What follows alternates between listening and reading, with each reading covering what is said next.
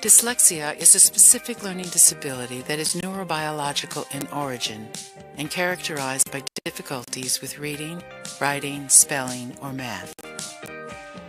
However, people with dyslexia are frequently endowed with talent in fields such as art, science, engineering, and athletics. Dyslexia appears in all cultures and languages in the world. In America, 1 out of 10 people are dyslexic.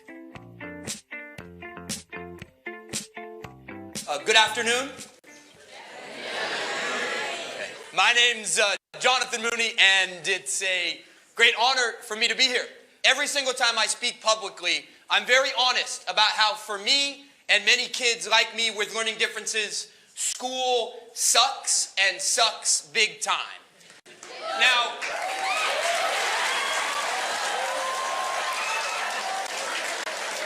I am dyslexic, I'm ADHD, and y'all know something? I am proud of it. I did not overcome dyslexia. I am proud to be dyslexic. I'm proud to be a member of this community. I did not overcome dyslexia. Y'all know what I overcame?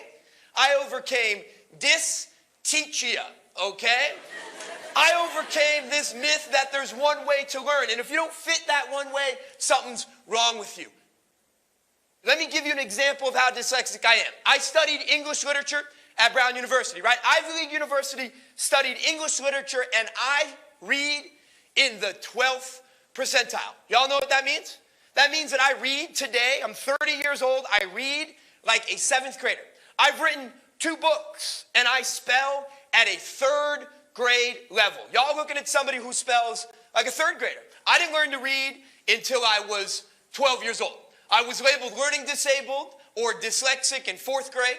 I was labeled ADHD, which stands for attention deficit hyperactivity disorder, in 5th grade, and I dropped out of school for a year in 6th grade. That year, 6th grade, 12 years old, I had a plan for suicide. By the time I was in 9th grade, I was told 3 things about myself on a daily basis. I was told that I was the stupid kid. I heard that almost every day. John, you are dumb. Number 2, I heard that I was the crazy or bad kid. And number 3, I heard that I was lazy. Stupid, crazy, and lazy. I was told that every single day. Anybody else in the audience ever been told that about themselves? Few of us, right? This guy's gonna raise 2 hands and a foot, right? Yeah, you know it. We're amongst friends now, aren't we? You know? Stupid, crazy, and lazy. Because I'm different, because y'all are different, that's the message we get from traditional schooling. We're told every day that there's one way to be smart. Now that's a lie. There are multiple ways to be smart, but in school often there's one way. Let's be honest, right? In 1st grade, if you spell poorly and you got bad handwriting and you don't read well, guess what you're called? You're called stupid. Look, I know that we have euphemisms for it. I know I'm not literally called stupid. I know I'm called the at-risk learner. Anyone ever heard that one? Or my favorite, I'm the special learner, right? Who gets to ride the special bus to the special class when there's not a damn thing special about any of it, right? I spent my entire life chasing this fiction that if I just fixed my reading, I'd be normal. If I fixed my spelling, I'd be normal. When the reality is, normal people suck. There is no normal. There's only you. There's only a singular intelligence. There's only your strengths, gifts, and talents interwoven with your struggles. Normal is a dead end. LD and ADHD, when channeled correctly, are not abnormalities. They're differences. They're strengths, they're gifts, they're talents. Thank you all very much for having me. I really appreciate it. Thank you.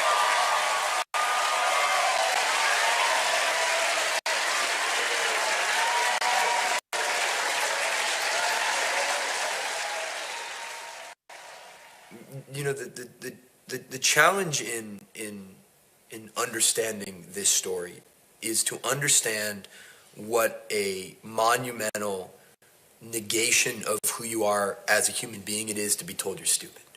I mean, I can sit here and I can talk about it, and I can tell you anecdotes of growing up in the stupid reading group and reading out loud, and all of those things, scratch the surface of what it does to a human being to point at somebody and say, your mind doesn't work, or you're bad. The real tragedy here is many of these kids are not only not stupid, they're the opposite of stupid. They are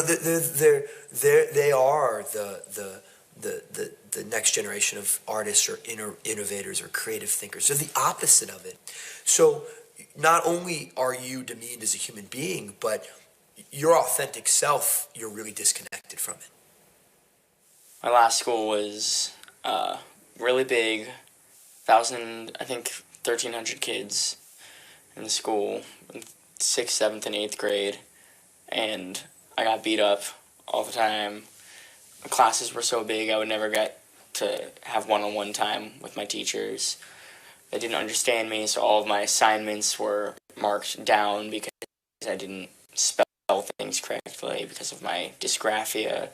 I didn't understand the questions because of my dyslexia. I couldn't pay attention because of my ADHD, and I got in lots of fights with the teachers because they didn't understand what I was trying to say or what I was going through. You're always wrong. You're always working so hard to keep up. You know that something's wrong. No one's helping you. It was just something you just stuff and stuff and stuff in. Like, it's just such a painful thing, and it's such a painful thing to be confronted with yourself. In 2nd grade, when I was starting to be diagnosed, my teacher just she sat me down one day as we were going through all these things and told me to stop pretending, and that was a trip for me because I'm 8 years old. I'm like, stop pretending about what? She said that I was pretending to have a learning disability so I could get attention. It's just a really lonely feeling. You don't really feel like anyone else really gets you or really gets where you're coming from. I mean, it's hard to talk about not understanding something when you don't know why you're not, Because I didn't know. I just thought I was dumb. I didn't realize that there was anything preventing me from understanding. And there were some things I was good at, so I was able to kind of hide it and compensate, for a while. The teacher would be like, go up to the board and spell out this word, and it's like deer in headlights, and you're just like, I don't know how to spell it even when I'm not being put on the spot. And just dreading every day you went to school, being picked on, because you're considered, one of the foul marks of the school. I just didn't like it. Don't pick on me when it comes down to reading. And if they did pick on me to read, I'll find a way just to get out of it. I'll be the smart one of the class to make everybody laugh so they could kick me out of class. You teachers out there, some of us don't know how to approach someone and say we have a problem. Some of us do, some of us don't. And sometimes if there is a kid like that who's failing, who's basically, why don't you just go up and ask if they have a problem? Stress takes a toll, and constantly being confronted with your weakest parts is so frustrating. But when you don't know any better, when you don't know how to deal with it, you just kind of take it. You take it, and it's like a beating. You just keep taking it and taking it and taking it because you're like, I should just work harder. In 6th grade, I was suicidal, and that was pretty bad. I was admitted to a hospital for suicide watch for a couple weeks. I just gave up altogether, and I would stop doing all my work because I was so frustrated that I couldn't express how I was thinking onto paper or into tests, anything. There will be times when I'll pick up a book and it'll be exactly what I wanted to read. It's, I don't know, just the new thing, the story, and I just really want to read it and I can't. And it kills me. Like, sometimes I'll, like, cry. I'll pick up a book and I'll go to read it and it hurts. I'm not gonna wake up one morning and read. My brain is just not wired right.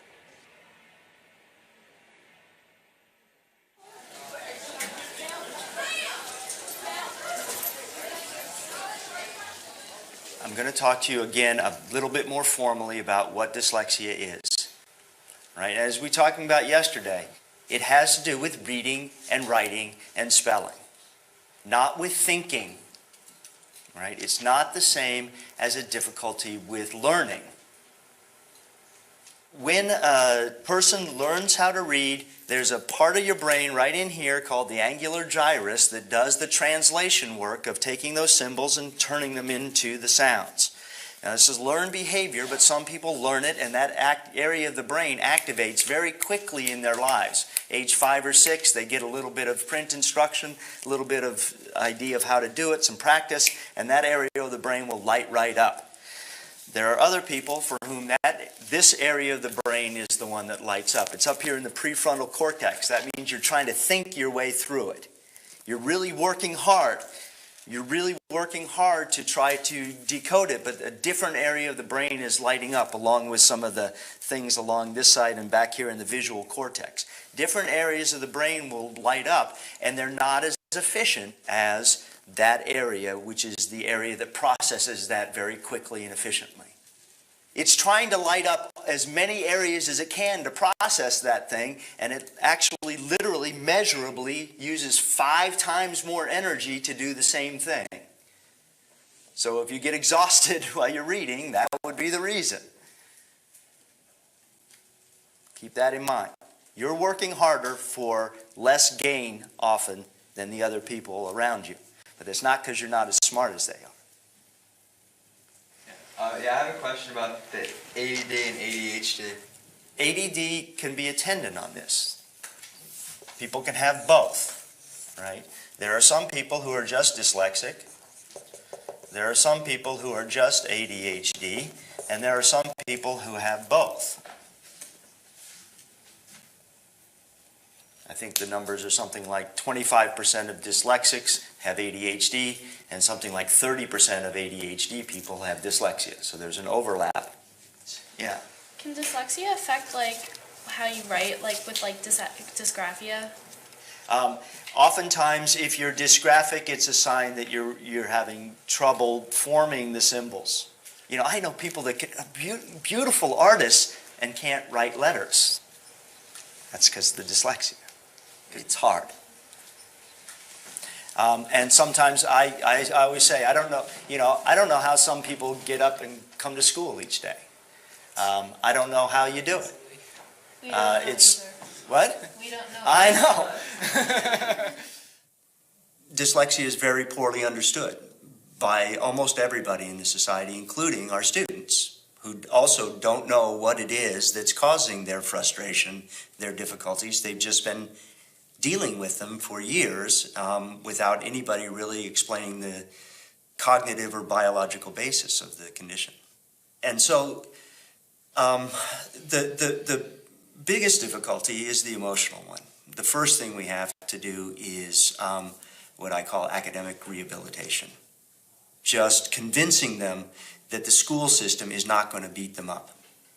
And giving them the idea that they are smart, they can learn to read, they can operate in an academic environment with success, and without someone constantly telling them that what they're doing is not right, when the fact is that what their teachers have been doing isn't right.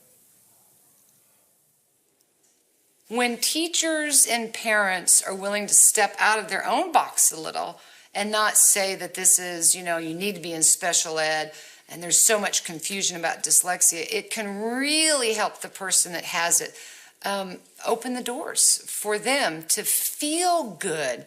Nothing feels good when you're not comprehending and you can't say it, and you're coming home like I did, dejected again with another D stamped on your test when you struggled so hard.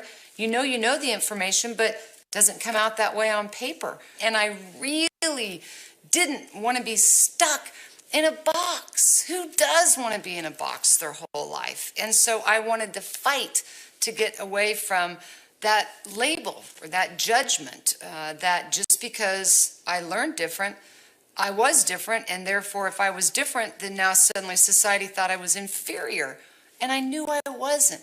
Any dyslexic knows that they're not inferior. They know that they may be different, but they've got to know that they can rise to that challenge and overcome it. Words to look out for: struggled with, afflicted by, suffered from. Those types of words imply, oh, it's so terrible. Oh, it's awful. I was not afflicted with dyslexia. I was afflicted with a poorly designed system that expected me to be something I'm not. And those expectations and my reality did not go together. It is as though the sun will explode if you say out loud, I read bad. Right? My name's Ben Foss, and I read terribly. There's still this element where thou must be able to read, and proficiently, and fast, and spell, and write, and I disagree. You need to read a little. I'll give you that. You got to be able to function. You got to be able to navigate the internet, for instance. If you can get to that point, good. And I'm not saying that the internet's going to be your career, but that would be my litmus test to say you know enough. You can make up for the rest. I think you have a learning spectrum. It's not digitized, and education has picked a very narrow window within a long spectrum to teach. And if you're lucky, you fall in that spectrum.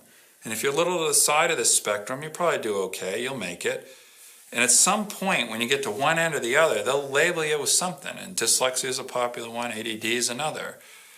I don't subscribe on either of those two that anybody can pinpoint this as a disease. The way I look at it is you learn outside of our, today, here, United States of America, learning spectrum. I always like to get to root cause of a problem, and the root cause of the problem here is how we're teaching, not how we're learning. And so you're labeling not a method of teaching, but the method of learning, when the problem is the reverse. And so we're trying to fix the effect and not the cause. If a student experiences a great deal of frustration in a public or private school, he may choose to attend a school with a curriculum designed for dyslexic students. I wouldn't have helped. The Kildonan School in Amenia, New York, uses a program that addresses the strengths of each student while also providing an individual daily tutorial for reading. Subject returning to me. I couldn't. Although there are a number of these private schools throughout the country, they serve only 1% of the students with dyslexia. His time. Export. Emancipate.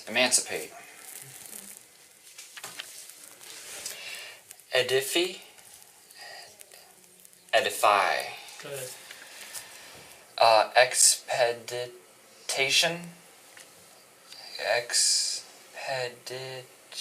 Expedition. Good. Effusive. This is long. Effusive. Good. What does that mean? Well, first off, at Kildonan, each student receives a tutorial 1 hour or so Orton Gillingham tutoring period, which is a systematic, very sort of methodical approach to teaching students how to read and write. I've tutored now dyslexics for 8 years, and I've never had two kids that were alike in their dyslexia. There's so many component parts to it that although there is a category called dyslexia, I do not believe that there's any one dyslexic. I think that different dyslexics have auditory processing, verbal expression, long-term, short-term, working memory. It's all different. It's almost like maybe when you edit the film, there'll be like a soundboard. I don't know if you use a soundboard. They're all at different levels. No immortal God escapes from you, nor any man who lives but for a day. And the one whom you possess goes mad. Even in good men you twist their minds, perverting them to their own ruin. You provoke these men to family strife. The bride's desire seen glittering in her eyes that conquers everything. I have kind of a tougher time learning than a normal person would, you know. I can't comprehend things, but I'm a fine reader. Like, I can read perfectly, basically, but I just cannot comprehend what I'm reading. So, yeah. I needed one-on-one help. I couldn't be in the classroom with 30 people. Public school is just way too many people. I mean, it's fun, you know, it's fun being with all your friends and stuff, but it just didn't work out for me. Didn't cut it. You know, dyslexia is a serious thing with me, at least, and I know tons of kids that if you call them mentally challenged or like retarded, I mean, like, we're not retarded. Like, we're not. We are actually really smart people. Okay, so what does this become? It becomes x minus 3 squared. Then plus y minus 2 quantity squared divided by 1 equals 1. They didn't really quite understand me because I was always good at math. Math always came easy to me. It was a walk in the park. I could do it simply and easily. And reading, everything just fell apart. So they kind of were like, oh, well, she'll grow out of it. She's so good at math. She's so good at math, so she'll grow out of it. And then they said this for a good 3 or 4 years. And I'm staying at the same level where I am. And a year is going by and everybody else is improving, but I'm staying behind. I would never read out loud. There would be no way, because it would be every word I'd be stumbling through to get through, and it wouldn't sound, and usually they just tell me to stop, and I got through a sentence, and I was like, everybody else got through like 3 or 4 paragraphs, and I'm 1 sentence. I was 3 or 4 levels behind, and they asked me to leave the school because they couldn't, I was so far behind, and they didn't think I could catch up or anything, which I really needed at that point, some help, because I wasn't reading anything, really. Know that you're needing help, and, try to be specific about what is going wrong.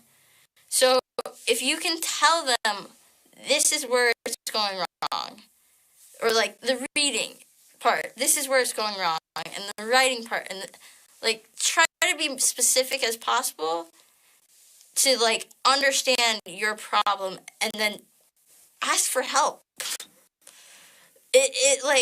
Ask for help is the simplest thing you can do, and yet not many people like doing that. So, and you shouldn't be ashamed. You should not be ashamed at all for the fact that you're having this problem, or to go and ask for the help. Good. Ink. Good. Oink. Not oink. Is there an I in there? Onk. Onk and onk. Good. What was this one? Oink. Do you see any pigs on here? No, but there should be a pig. Okay, but it doesn't say oink. Okay, it's not a pig word. Okay, so it's onk. Say it again. Onk. Okay, I get these mixed. I I get O words mixed up. Okay. Good. Okay, now be very careful. It's not a pig. Oink. Oink. Onk. Onk. Onk. The school wasn't helping me the way that it should have. It should have had a program that should help kids like me. But they didn't, so we had to look at 2 different schools. We said that this school would be the best for me because everybody fits in. It makes me feel a little happy because I know that all these kids have something that's different about them, and it makes me feel comfortable. Yeah. But for some reason, eating time is a little not on the good side because I cry usually on Wednesdays, and that's kind of not that happy, but sometimes it happens and you can't stop that, but there are ways that you can. Do you know why you feel that way? Probably because at my old school, kids never wanted me to sit next to them. They would treat me like everybody else in the school was like a certain way, and I wasn't. So they thought that different was bad, but different is good. And when did you learn that? Well, it's just like an instinct to me.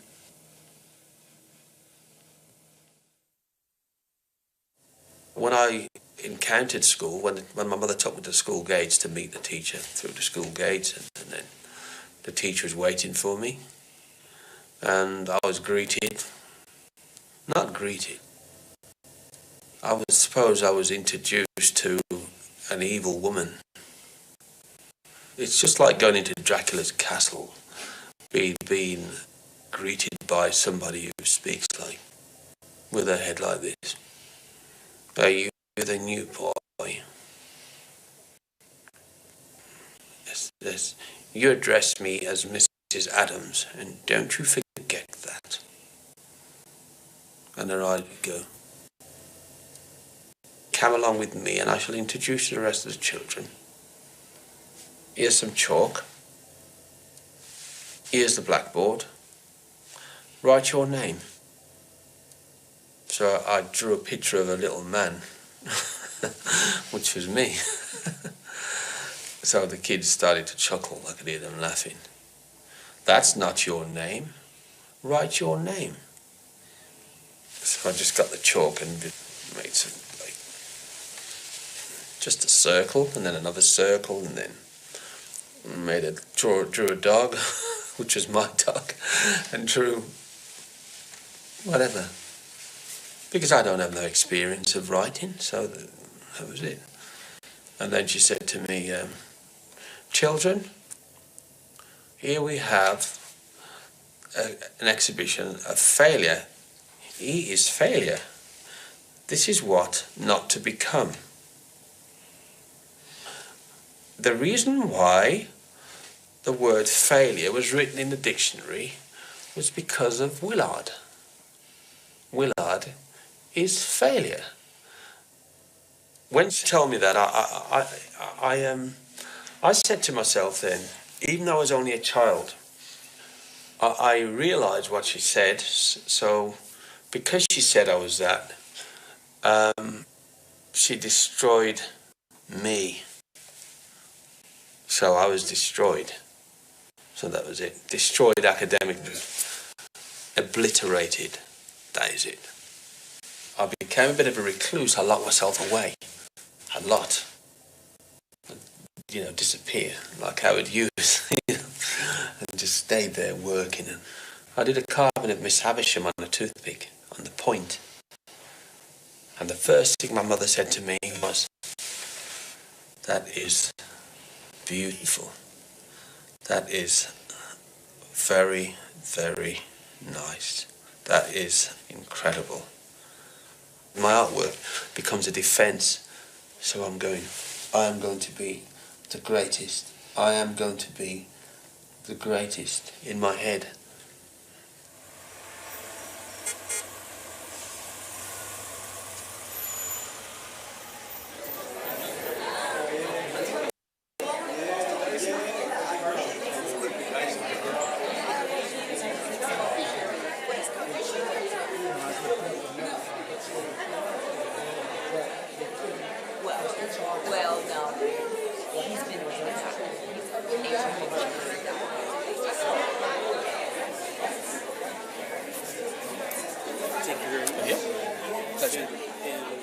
I saw a microscope on the table and I put my hand up to ask a question.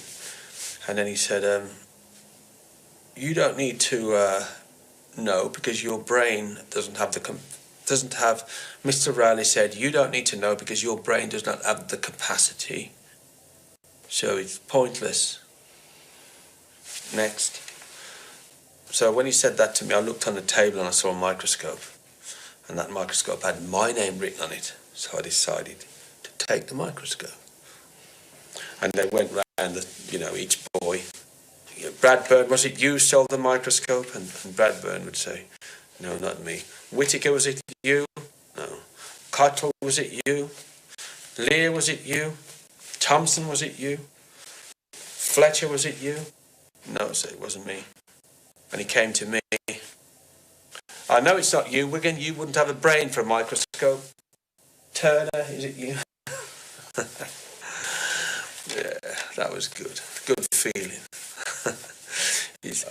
I know it's not you because you wouldn't have a brain for a microscope. So that was good. And then what did you do with the microscope? I became who I am today. I continued to create smaller and smaller sculptures. Then I started to experiment with my fingers. As I was sculpting, I was looking at the way my pulse was moving, and I started to train my pulse beat so I could work between my heartbeat.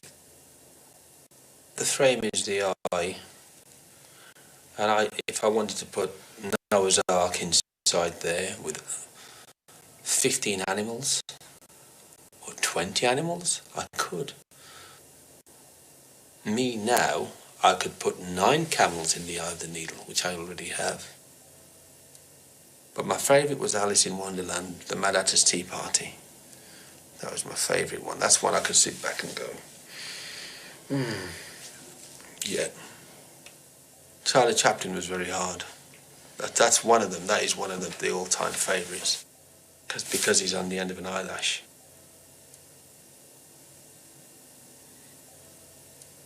And then, before I knew it, I was invited to Buckingham Palace to receive a medal, which is one of the highest honours you can get. It's called the MBE.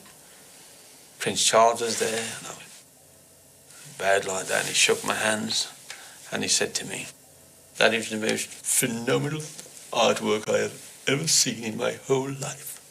How does one create such works of art, such wonders? It is beyond belief. You are true genius. Absolutely incredible. And he was shaking my hands for a long time, so my hand was being shook. So Rod Stewart was waiting there and a few more, and my hand was being shook more than the others. And he was saying to me, how do you keep your hands so still to do this work? It is pure genius. And then I'm just thinking, thank you, because every time he's saying that to me, I'm getting greater, and I'm looking back at the past, and I'm looking back at my learning difficulties, and then it didn't matter anymore. Dyslexic is actually a gift. That's what I believe. One of the things that I laugh about is when anyone says that reading is a natural act. Reading is unnatural. Reading is a cultural invention. There's nothing natural about it. Every reader had to have a brain that created a whole new circuitry for that reading process. Well, in the case of dyslexia, what we have is a different genetically acquired circuit that's new to the species. It's a blink of the evolutionary eye. We've only been reading for basically 5,000 years. It's nothing. It is a wonderful thing to remember that this is one of the newest inventions of the species. But the children who are among us with dyslexia have always been there. And they've always been there for a reason. They have a very important role to play, that brain, in our design, in our art, in our building, in our thinking in novel ways. They've been doing that pre-5,000 years. Only in the last even 100 years have we called it something that would have a name that would sound like a disease. The heart, for me, the heart of some of the emotional difficulties our kids have as consequences of learning disabilities begins with the fact that people equate being able to read with being smart, with intelligence. Reading involves many aspects, and it involves the use of our intelligence. But if you realize that reading only exists as this circuitry that connects intelligence to itself, it's not about intelligence. That intelligence already exists independently. It's being connected to the circuit. Reading is, as you know, is to me one of the great miracles of cognition, but it's not equatable with intelligence. Some of our children with dyslexia are some of our most intellectually gifted humans. It's a form of intelligence. It's a form of brain organization that they have that leads them to be oftentimes our artists, our architects, our pattern recognizers in radiology and astronomy. But they think often outside the box of our conventional left hemisphere thinking. I love them. Our species would never be what it is without that form of brain organization. Yeah, the actual discovery was something that we did about 25 years ago, where we were just trying to understand a basic phenomenon of how chromosomes are maintained. So the chromosomes are in the cell, and they have to package all of the DNA for the genetic material in the cell. And there was this puzzle about how it is that they can be copied completely to the end every time a cell divides. The Nobel Prize was given for physiology or medicine, and the medical implications of the fundamental discovery weren't apparent until we and many other people had then followed up and understood. This turned out that this enzyme telomerase plays a major role in human disease. When do you think you first understood that you had dyslexia? I didn't understand it was dyslexia until much later, because at that time they weren't diagnosing dyslexia. I was told that I was a poor speller, I was taken out of classes, given remedial training, and I always thought that I was really kind of stupid.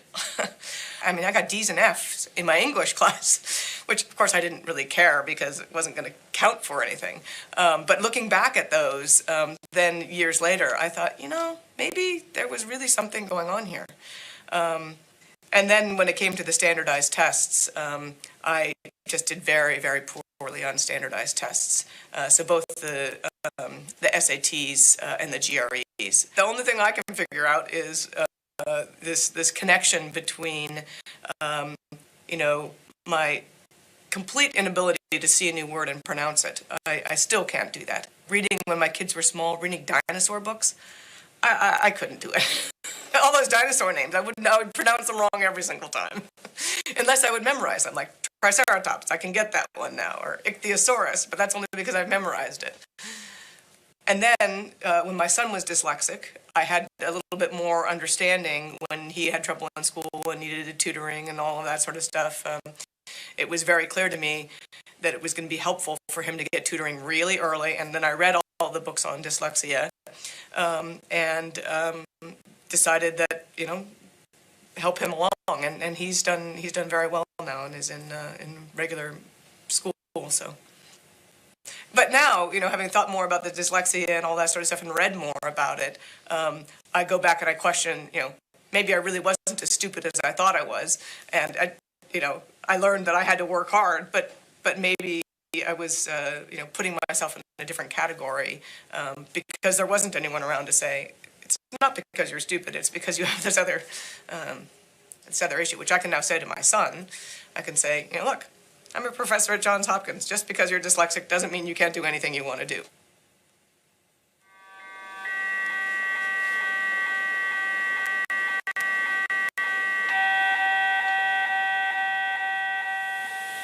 So we acquire two types of images, those that contain functional information about where there's brain activity, and another that gives us information about brain anatomy. And that's this scan here, which is our participant's brain at this point, and we're just scrolling from the left side to the right side of the brain, and we can begin to see the brain structures that we're interested in. The goal of using brain imaging is to help us understand how the brain is specialized for different functions, and the function that we're interested in is reading. People who doubt whether there is such a thing as dyslexia, I think that there should be no doubt in their mind because the research is so clear. The technology that we use, brain imaging, is one of the areas where I think it's really helped people understand that even though this is an invisible condition, it's now become visible because we can see it in the brain. It's been known for almost 30 years now that when you look at the brain anatomy of a person with and without dyslexia, that there are some differences that you can see almost with a naked eye. And what people have found is that when you look at readers who are skilled readers, we see a network in the left hemisphere involving regions in the temporal lobe and then up in parietal areas and then in frontal regions. 3 areas that are sort of the typical network involved in reading. And what we find is that in people who are dyslexic readers, areas in the back of the brain don't tend to be engaged during the reading process like they are in non-dyslexic readers. And what this is showing you is that areas in the left hemisphere tend to be underactivated in people with dyslexia, that they're underactivating areas back here in the brain in parietal and temporal cortices. But what's striking here are the changes that we observed in the right hemisphere, and we don't think of the right hemisphere as being that involved in the reading process. And the change seems to have been brought about in part by the right hemisphere chiming in to what is normally considered a left hemisphere function. So developmental dyslexia is a learning disability. In the field of learning disabilities, it's the most prominent learning disability. It accounts for about 80% of all learning disabilities. Why do children have dyslexia? Well, for a number of reasons. Again, it's thought to be heritable, so you will see in some individuals who have dyslexia that they have it in their family. If you have a parent with dyslexia, the chances that their child will have dyslexia are between 35 and 40%. So it runs in families, we know that. I think it's important to recognize that when you work with a student who has dyslexia, that this is a lifelong issue. It doesn't go away. So it helps in terms of having them develop the right attitude to recognize that they will always have to deal with this. But the majority of the population with dyslexia is adult, and people shouldn't give up on the adults. The problem is that the adults are no longer in an educational setting where they receive interventions, and so they don't often have access to continuing to improve their reading skills. But what we and others have shown is that when you teach an adult with dyslexia to learn to read, they can still make gains, and the brain is really quite plastic. It shows a really significant way in which it's organized for reading. There are those who believe there is something to do with the literal configuration of the brain, the ability to process certain ways, and that it is a disorder, a deficit, a dysfunction within the brain. That is a medicalized view. The other view that I prefer and tend towards is this is just human variation, and people are born all different kinds of ways. Whereas if you think the human race is divided into 2 people, the learning disabled and the non-learning disabled, it gets super questionable because people think that's what defines that person. But in essence, a label has been given to them, and it's meant to be beneficial in theory, but in many cases, and sometimes the majority of cases, it could be detrimental to the kid depending upon where their school is located, the quality of their teachers teaching them, all that kind of stuff. They become sort of second-class citizens. The system does not recognize that. Special education as a field does not really recognize that, which is very troubling indeed. People who have been labeled, that label kind of sticks with them for life. It's like it becomes inscribed upon them, and they internalize it, and they kind of come to think of themselves as not as good, inferior to, not normal, etc., etc. And I think psychologically that's very cruel to do to kids. I mean, special education really, I hate to put it this way, it's dressed up and it's called special, but it really is education of students who have been labeled disabled. It probably started when I was in elementary school, when I was pulled out of a regular sixth grade regular class into a special education class. They never labeled me as special or as different. They just said I was really slow in comprehending and doing my work, especially with math and reading and writing. Did they ever say you were dyslexic? No. They just said I was slow. Sometimes when you're an inner city kid locked into a box with limited socioeconomic skills and things like that, you can't really see yourself as being beyond a learning disability child or student. I think that label sometimes really places students in a box where they limit their abilities. And it's hard for them to see what they're good at once they're labeled. So I sat, did my work, and just moved on. Never really receiving much help, but I guess because I was in a smaller class, I was supposed to, but not really. How long did you stay in the special ed? Until I graduated high school. Once the kid is placed, the kids used to call it the Roach Motel. Remember that advertisement? Once you check in, you never check out. And something like 2% of kids go back into general ed or become decertified and don't have their IEP. Some minuscule amount, like 1 in 50 or something. The kids who possibly are labeled dyslexic. I have to go on record as there are very few really good programs for kids who have been labeled dyslexic in public schools. I would say that at least 50% of kids with learning disabilities drop out, especially in the self-contained classrooms. So it's always been a big issue for me that kids who are labeled disabled, whether it's learning disabled or anything else, really should have access to all of the other kids and every learning opportunity too, because it's more of a question of civil rights in a democracy. Like, who's to say you shouldn't really be in the classroom with 95% of your non-disabled peers? Who benefits from labeling kids with disabilities? Who benefits from it? Oftentimes they're not the ones who benefit from it. Schools can run smoother, more efficiently. Teachers can be trained in clipped programs. You learn this, you learn this. But does it really benefit the kids who are labeled disabled? Not the majority of them, in my experience. So after high school, I tried to apply to Community College of Philadelphia, and I took a test, an entry-level test, and I failed. And I went to a counselor, and she said, "Who told you you can be here? You know, how did you even get to this far?" I mean, she yelled and screamed, and that was the worst experience I ever had. I gave up for a while. And I thought that this was my life. I started cleaning, really. I thought that, okay, this is it. I ended up cleaning for the school district of Philadelphia.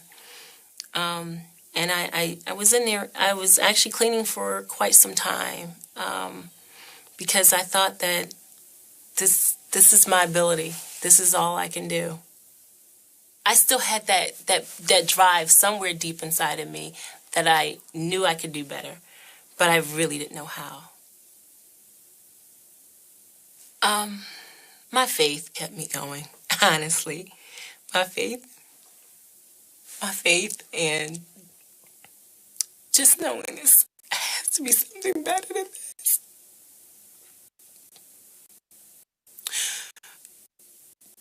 I couldn't be limited to just being told that I was dumb and stupid and just embracing it. I knew it was something better for me. I just didn't know how to get it. Dyslexia is a special way of seeing things. I like to call it a different kind of mind. What kind of mind? In Theo's case, first rate. He has the brain power. He just has a glitch in the way he takes in information. A glitch? Yes, he just has a problem in the way that he processes language. Does that mean that there's nothing we can do? Not at all. There are specialists who can help dyslexics overcome their learning problems. All he has to do is work with the program they've set up. You mean if my son does what they want him to, he can be helped? Yes. From a episode of The Cosby Show, that's actually, I thought, wow, I struggle with reading and writing. They were talking about how Theo challenges were with dyslexia, and I never knew what dyslexia was at the time. A light went on, and it was a relief, because all these years I never knew what I had. I just struggled. I went on to college, or I went back to college with the help of a tutor, Judith Mazer, who's still a tremendous support to me. I worked with her for 3 years prior to going back to college, and I applied to Harcum College, and I got in, I got accepted, and I completed Harcum within 2 to 3 years with a 4.0. I believe dyslexia is a part of who you are, but it's not who you are as a person. It's just what you have. More students with dyslexia are attending four-year liberal arts colleges like Evergreen State College in Olympia, Washington.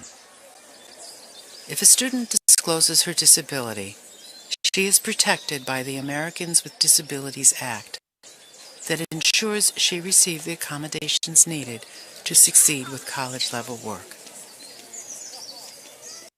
I have been still dealing with this anxiety about going into a classroom, and it does take a lot. It takes a lot of energy, and people don't realize how that wears down on you after a while, and kind of how easy it is to just give up and fall through the cracks. It's actually taken a while for me to be able to talk to my housemates and have them not go, why are you here?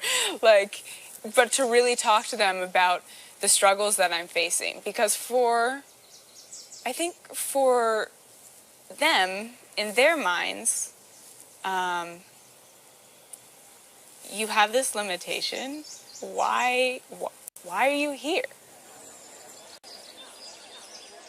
What I really wanted to do is definitely give you this accommodation letter and make sure that you understand everything that's on it. Okay, all right, good. That's a good place to start. Okay. This is kind of always a balancing act for me, whether or not how much I want to disclose. One of the reasons why we try to at least teach in 2 or 3 different modalities, because we have lots of people with different learning styles.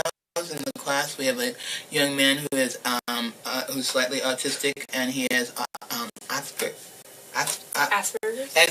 Say it again. Asperger's. Asperger's. And then we have two people with dyslexia, and one person with anxiety, panic extreme anxiety, so I've got to watch her rhythm and how much she can take. And so that's why we try to focus the learning so not only the instruction deals with either whether, with different learning styles and different patterns, but also the presentation. I taught mime one time to a woman who was blind, and that was such a great experience for me because it really taught me about how many of my references were visuals and how much I used the blackboard. So I had to switch everything around to make sure that she, could that she could understand the concepts and stuff and do a lot of tactical stuff, using her hands and things. So yeah, because the major thing is for you to achieve success. So however, and so we just say where the shore is. And then you can choose whether you want to breaststroke, whether you want to crawl, whether you want to do it underwater. Okay, so for me, visual processing is probably the best.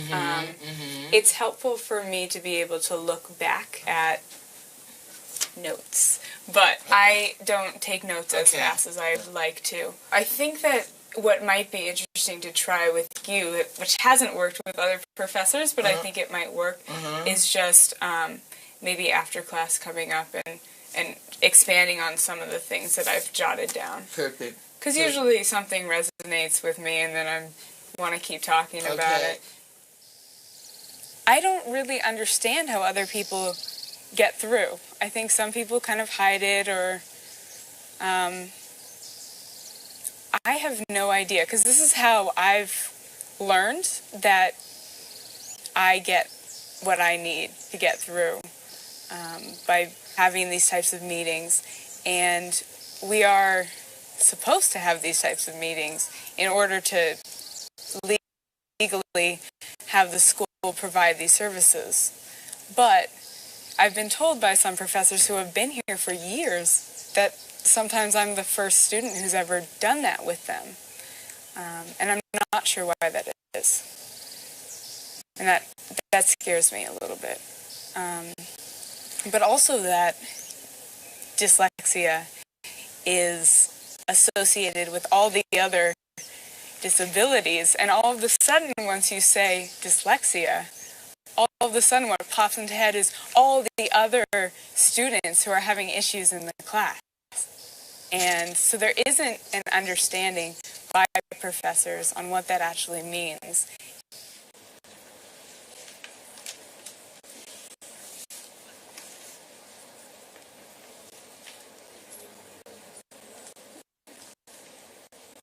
The U.S. government continues to give huge tax breaks and payouts to the oil, gas, and coal industries. Meanwhile, the fledgling solar and wind industries are left to beg and plead just to get extensions of their modest tax credits. One of the things that I've just kind of realized is that I not being able to read as at a young age made it so that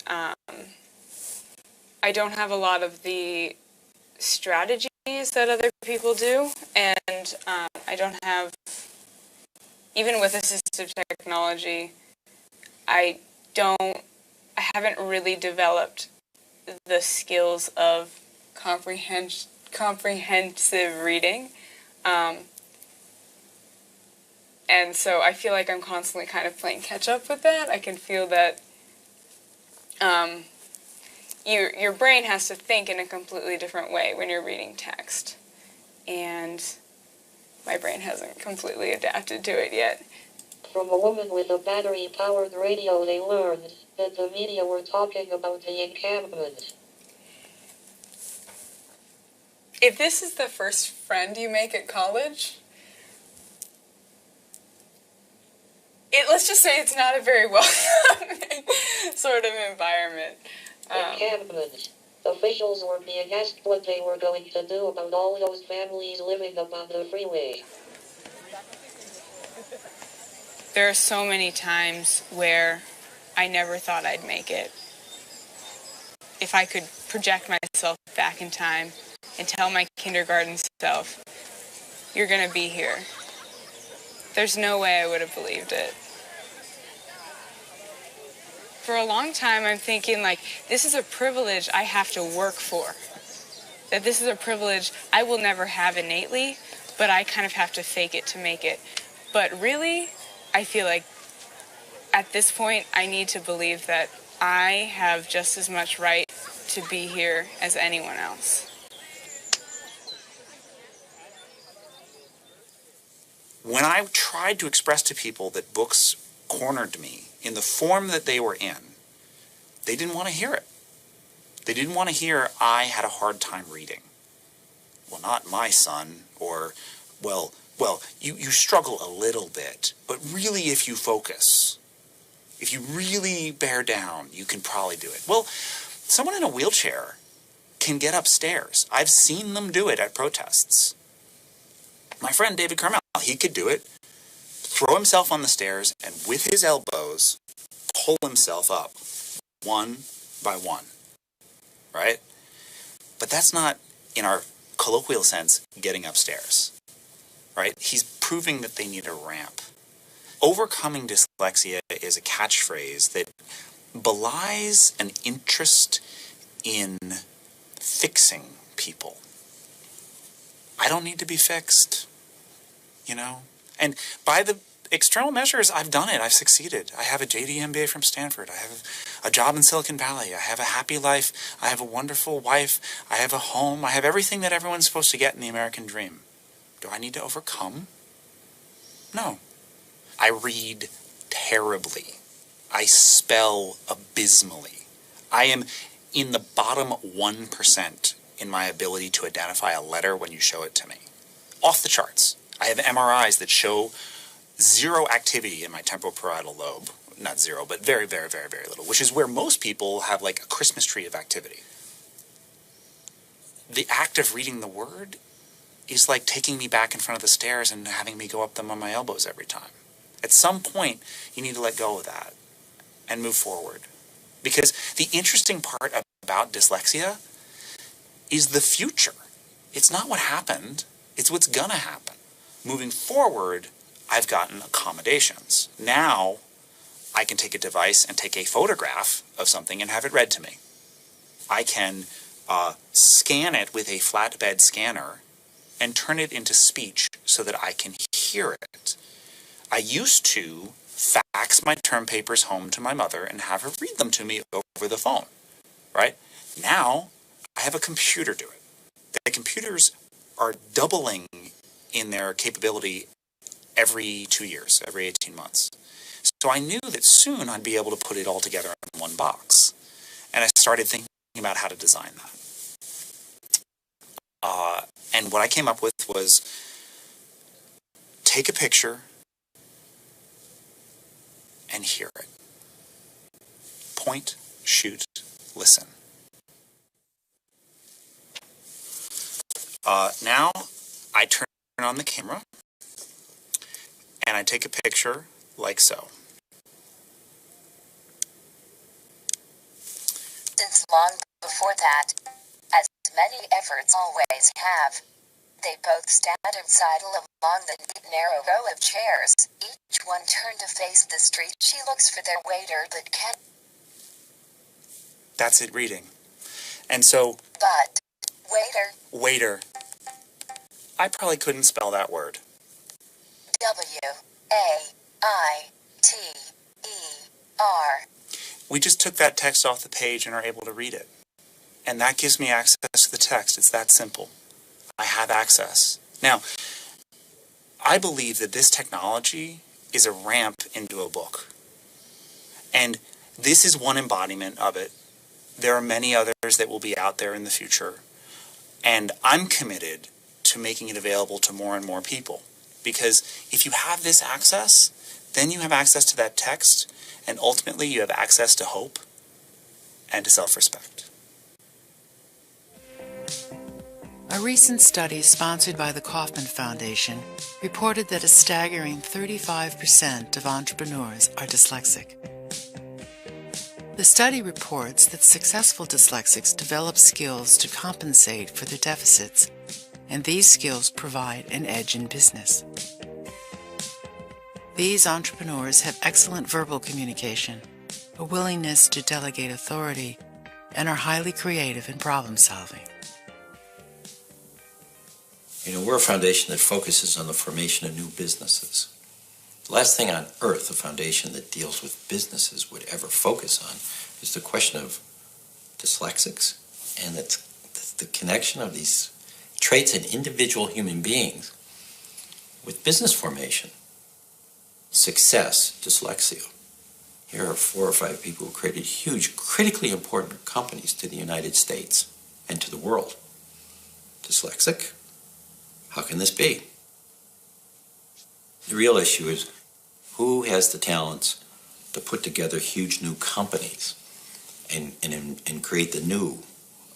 So one of the questions was, are these people more visionary? Can they see things differently?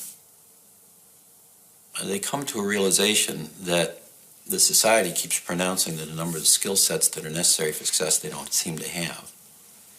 And they go out and build the environment in which they will succeed.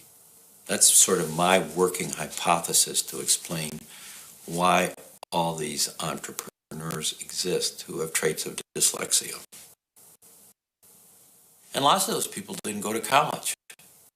I am amazed again and again, even in technical businesses, where people see a business they can start. And you know, that may be startling, but if you think about it, you don't have to have a degree to become an entrepreneur. And it's these people who are the resistors, the outsiders, make inordinate contributions to benefit humankind. They expand human welfare. Entrepreneurs expand human welfare. And to the extent we have more dyslexics doing this, you might say that dyslexics have a particular license on the capacity to expand human welfare. I think when you start by taking really big risks, and you've got nothing to lose oftentimes. In my case, I had nothing to lose. I had no money, so you just went for it, whatever you could possibly do. And if you made $1 and lost it the next day, no one's worrying about it. I still think I take risks, but they have to be far more calculated. There's far more responsibility. Say I'll put $1 million aside to work on a project, and you know, if we lose it, we lose it. And believe me, I've done it. I've fortunately made more than I've lost, and therefore managed to stay above water here. But I've lost millions and millions and millions of dollars. So I was 24 years old, 23 years old when I first saw a pellet stove, and I went to this stove shop and said, geez, this is an amazing thing. I've never seen anything like this. And they had these pellets in there. And and he said, so what, are you interested in buying a stove? And I said, yeah, I kind of am. I mean, it's kind of neat. Where do all these pellets come from? And he said, well, Montana. And I said, well, that seems a little crazy, Montana. I don't buy my firewood from Montana. I split firewood, and everybody around me would never buy firewood from Montana. But why would this come from? You know, it's the only place that makes them. And I said, well, geez, well, why doesn't anybody make it here? And he goes, I don't know. Why don't you make it here? But it's a pretty good sized facility. This is one of the larger ones in the country. About 5 weeks of wood behind us here, and this pile, by the way, extends much longer than it is wide, and it comprised about 20 tractor trailer loads a day of wood, and here's one coming in right now.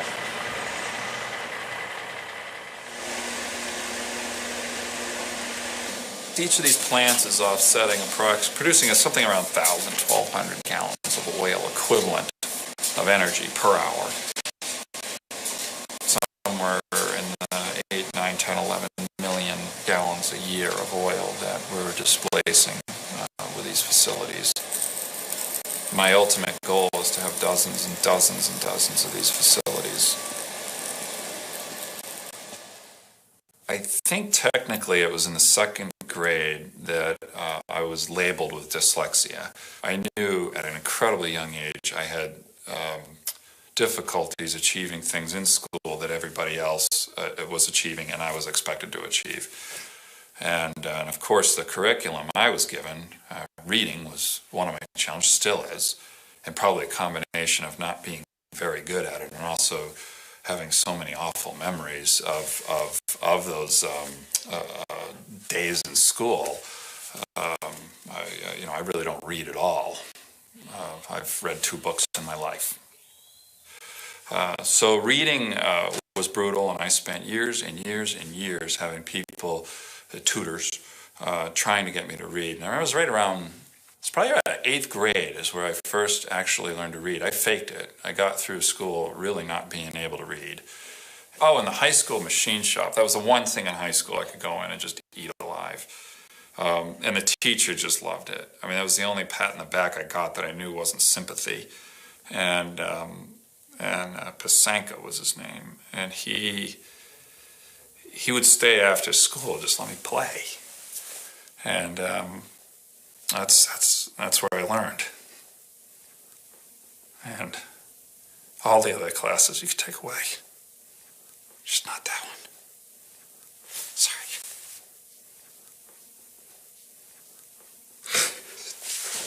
School stuff. In school, it was an amazing decision. And, I really suffered through school. And I finally got to high school and I had these shops, these really amazing places. These teachers really liked what I did. And what were you making? Oh, everything. I mean, it was parts and pieces and machines, and I like bicycles, so I was creating new parts. I couldn't afford the real fancy bicycle parts, so I would copy them and create them in a machine shop. And they had the wood shop next door, and I'd build molds and come up with ideas and models, and then go over to the metal shop, and I had this auto shop. I would work hours and hours and hours in that shop at night. Wasn't allowed to be in there. I mean, they even taped the damn thing off. And he would turn on the power and let me go.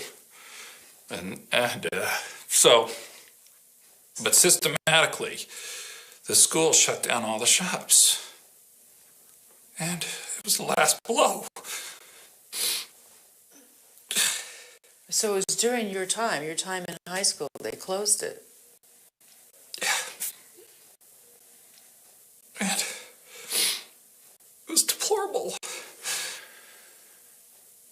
And ultimately, obviously, I got out of high school, made that attempt at college. That failed. And then I heard that this machine shop was up for sale. So they were going to auction everything off. And I was the first one in line, and that same Joe Pasanka was there to help them figure out what was worth what and sell it. And he was in charge of selling it.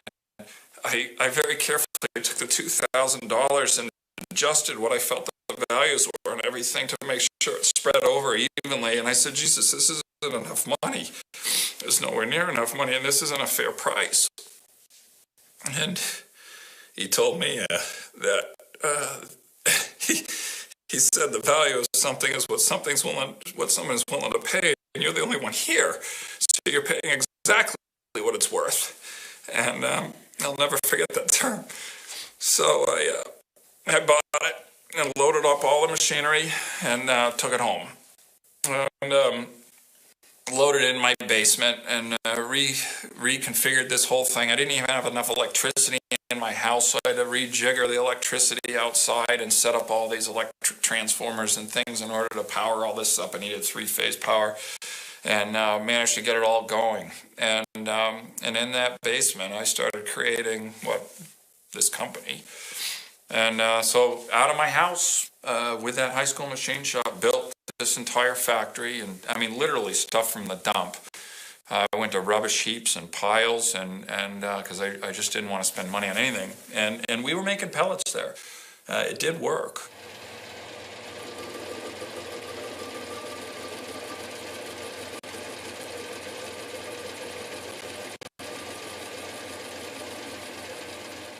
You'd ask it, is it a gift? Absolutely. I can assure you, you couldn't offer me $100 million right now to take away my dyslexia, if that's what you want to call it, and put me into normal learning. There's no amount of money you could give me right now, and I would have paid you anything in school to make it go away. So it went from a huge burden in this terrible disease to a gift that I am very confident is why I'm as successful as I am, and hope to be far, far, far more successful. And so for me, the learning disability, I felt locked in there. And I had to get out. And I found a way. And anybody else with a learning disability can do exactly the same thing. The mind is huge. The mind is incredible. And there's not just one way that it works.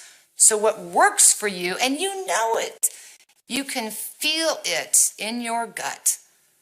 When I read, I'm not reading necessarily to comprehend, but I'm photographing and memorizing everything that I see. And I can go back and I can tell you where that is, what number is, just like I can still remember Roberta Walker's number down in Hinckley, 760. I can place that number on the keypad and put it into my brain.